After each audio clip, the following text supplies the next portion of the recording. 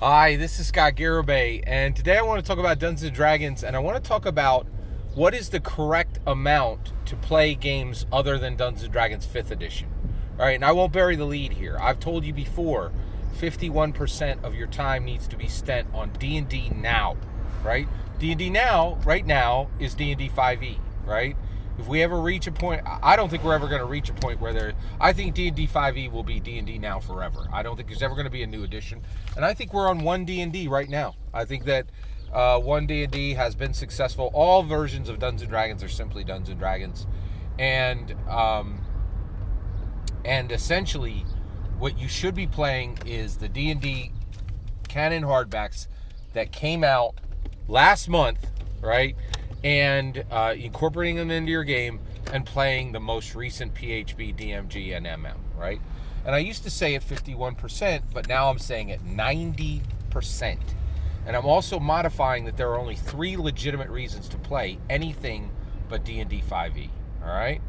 And I'll get right to the point. I'll say that, and then I'll kind of I'll say my main point at the beginning, and then you guys can stay to hear the full details if you wish. Right? So what are the 3 reasons to legitimately play anything other than D&D 5e? If you're new and you're a dungeon master, you have to go play other dungeons. You should play 18. If you're brand new, okay, if you just came in from Dungeons & Dragons Honor Among Thieves, welcome. I'm really glad you're here as a dungeon master.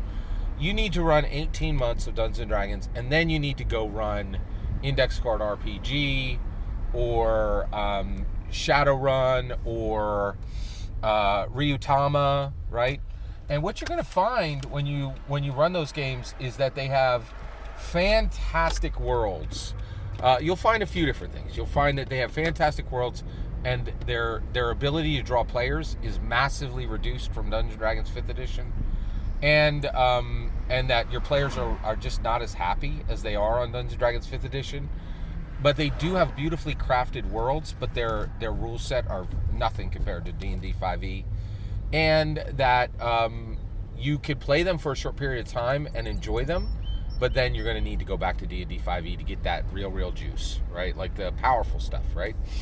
And so you need to run Dungeons & Dragons just to realize why Dungeons & Dragons is the greatest, right? If you don't have anything to compare it to, you don't know that you're playing the best game in the world, right?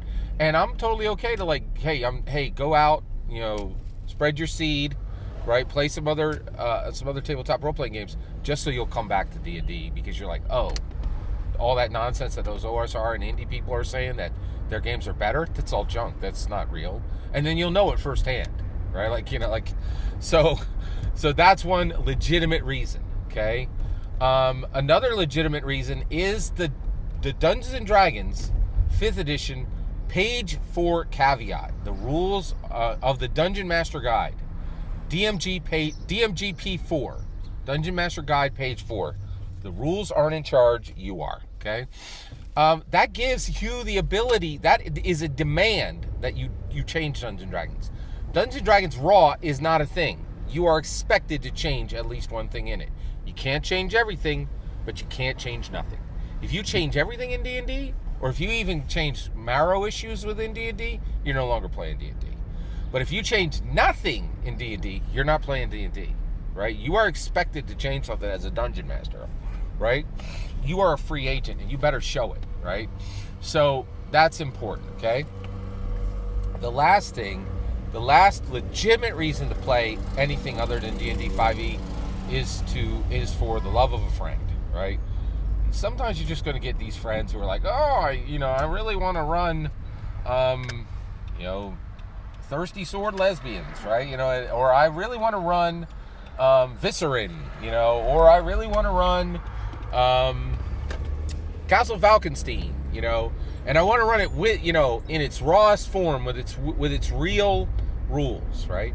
And I will tell you right now, the love of a friend trumps a lot, right? If you love your friends, and you want to make them happy, you do nonsense. Like, are you down for somebody's chaos? That's part of being a friend. Are you down for the bad? Like, I saw this amazing shirt at the best shirt I saw at the goat race recently was, that sounds like a terrible idea. What time? right? That's a good friend, right?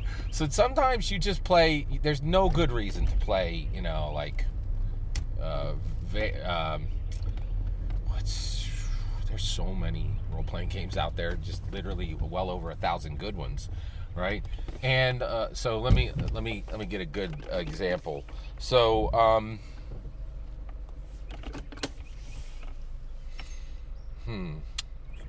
Traveler. Your friend's just like, I really want to play Traveler. I want to play with the rules. There's no good reason to interrupt your D&D 5e play. You could play you could play the Traveler world with the Dungeons and Dragons rules, and it's going to be a lot better. But if your friend's saying like, hey, I want to do this, do with your friend. Like they're your friend, right? And good friends sacrifice for their friends. It's important, right? So the reason this whole video came out was go check out Bob Wilbuilder's last video, and he desperately wants. So I love Bob Wilbuilder. He's got a great channel. He's got this little cute personality, like, oh shucks me, what? It's always smiling. That dude is beast mode inside, right? And what really he used to be like this crunchy hippie who like just loved the world, and it was rainbows and unicorn tears all the time.